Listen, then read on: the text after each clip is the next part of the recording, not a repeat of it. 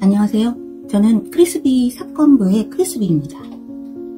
오늘은 지난 이태원 참사로 인해서 많은 사람들이 돌아가셨고 그 곁에서 보고 있던 또는 친구들, 가족들, 지금 생존하신 분들도 많은 트라우마를 겪고 있는 외상후 스트레스 증후군에 대해서 말씀드리려고 직접 얼굴을 내밀었습니다. 오랜만에. 저는 무슨 사건을 겪은 건 아니지만 외상후 스트레스 증후군하고 공황장애를 앓고 있어서 병원에 다니고 있어요.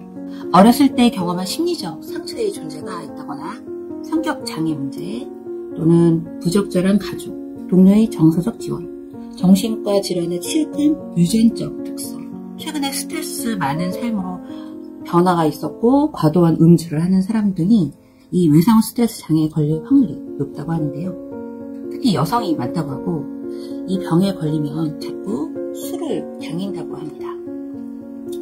제가 외상후 스트레스 장애와 공황장애 진단을 받은 것은 2016년 유방암 사기 진단을 받고 제가 다닌 병원이 한림대 강남성심병원인데요. 10시간에 가까운 수술을 하고 항암치료, 방사선치료, 약물치료 받고 난 후였습니다.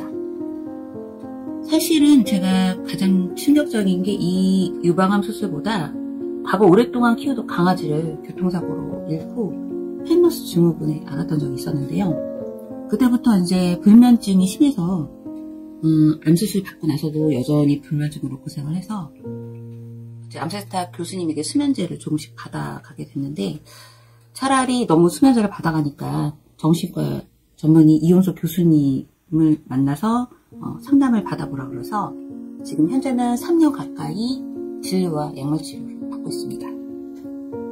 처음에는 정신과라는 그런 거에 이제 사람들이 쉽게 가기 힘들잖아요. 저도 그랬어요. 두려움이 있었지만은 오랫동안 사라지지 않은 불면증을 좀 없애고 싶어가지고 용기를 냈습니다. 특히 이용석 교수님은 외상후 스트레스 장애 증후군의 전문 치료를 하고 계셔가지고 검사지와 상담을 통해 제가 이번에 겪은 암치료, 특히 10시간 동안 수술을 받았고 그 다음에 강아지의 교통사고 그런 것 등에 의해서 외상후 스트레스 장애가 심해졌다는 진단을 받게 됐습니다. 당시 제가 회사에 간 사이에 엄마가 강아지를 산책시키려다가 교통사고를 내서 엄마가 낸 건 아니죠. 아이를 하늘나라에 보내셨고 제가 퇴근해 보니까 이미 이제 강아지는 없어진 상태라서 자책을 너무 심하게 했었습니다. 그때 당시 계속 울고 오랫동안 힘들었죠. 그리고 이제 강아지 데리고 나간 엄마조차도 보기 싫어가지고 제가 집을 나와서 이제 혼자 살게 됐는데 이후에 암 판정을 받게 됐어요. 저는 오랫동안 약국에서 수면 유도제를 사 먹으면서 지냈는데요. 잠이 오지 않아서 새벽 산책을 다니다가 지금 키우고 있는 고양이 앙아를 만나게 됐어요. 그러던 중 앙아를 데리고 와서 2년쯤 지났을 때 바로 유방암 사기라는 판정을 받게 됐습니다. 그리고 수술 후 항암치료로 인해서 머리카락이 빠지고 그다음에 힘든 치료를 해나가면서 계속 이제 그 암센터 교수님한테 이수경 교수님이라고 한테 제가 수면제를 받아왔는데요. 교수님은 이제 정신의학과로 가서 제대로 진료를 받아보라고 이제 추천해 주셨어요. 그리고 또 하나 제가 가지고 있는 병은 공황장애인데요. 공황장애는 제가 아마도 외상후 스트레스 증후군과 함께 발현됐던 것 같습니다. 보통 갑자기 극도로 두려움과 불안을 느끼는 불안장애의 일종이라고 하는데 손발과 몸이 떨리고 속이 메스꺼리고 가슴에 통증이 있고 그래서 위험이 생기지 않았나 생각했고 또 열이 나서 마치 코로나 증상하고 거의 비슷하거든요. 그래서 그 당시에 이제 코로나가 그 당시가 아니지 지금도 그렇지만 1년 전이니까 코로나가 아니지 의심을 했는데 그때가 왜 그런 증상이 나타났냐면은 1년쯤 약을 먹다가 이제 안 먹어도 될 것 같아서 제가 약을 임의로 끊었어요. 교수님한테 말하지 않고. 그랬더니 당장 그런 증상이 나타나더라고요. 그래서 지금은 병원에서 진료와 처방을 받고 약을 먹고 있어요. 이용석 교수님은 저녁에 먹는 약이 제가 지금까지 먹었던 수면제하고 다르게 다른 외상 스트레스, 공황장애 치료하는 약이고 또 위장에도 무해해서 밥을 먹지 않고 먹어도 괜찮다고 하더라고요. 그리고 신기하게도 수면제가 안 들어갔다고 하는데 저녁약을 먹으면 마음이 안정되고 잠이 왔어요. 지금은 그래서 잘 자고 있습니다.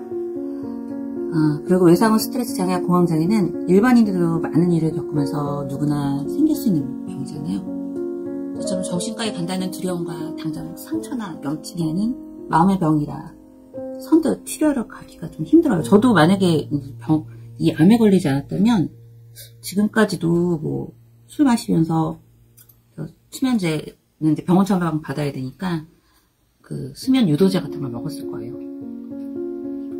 네, 제가 이제 저번 주에 처방을 받으러 갔는데 이용석 교수님을 만나고 처방을 받으면서 이제 이번 이태원 사고를 통해 외상후 스트레스 장애에 대한 이제 저 같은 사람들을 위한 글을 쓰셨다고 하더라고요. 자, 그 간단한 내용이긴 한데 외상후 스트레스 장애를 가지신 분한테는 도움이 될 것 같아요. 이 글을 읽으면서 저의 이야기는 마치도록 하겠습니다. 모든 외상후 스트레스 증후군 환자와 공황장애 환자들 저와 함께 힘내시기 바랍니다. 혼자가 아님으로 정신이 상처를 받아들여 성장하는 과정은 오로지 정신이 자신 혼자가 아님을 인정하기 시작함으로써 가능하다. 혼자가 아님으로 상대방과 소통을 하여야 하고 그러자니 멍하게 있을 수만은 없게 된다. 혼자가 아님으로 과거의 기억 대신 상대방과 이야기하게 되고 그러다 보니 과거가 아닌 현재에 살게 된다.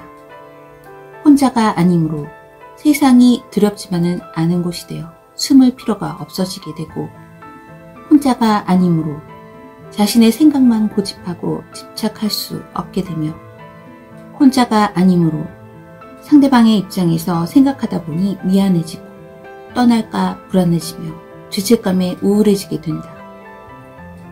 혼자가 아님으로 상대를 위해 무엇인가를 하고 싶어지고 그것이 삶의 목적이 되며 혼자가 아님으로 인간의 본질과 삶의 의미에 대한 탐구가 자신의 인생 자체가 된다.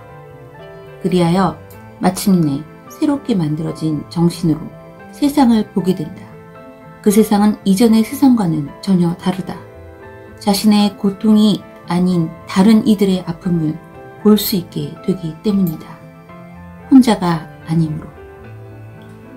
외상후 성장 시계로부터 한림대 강남성심병원 정신의학과 이홍석 교수. 시청해주셔서 감사합니다.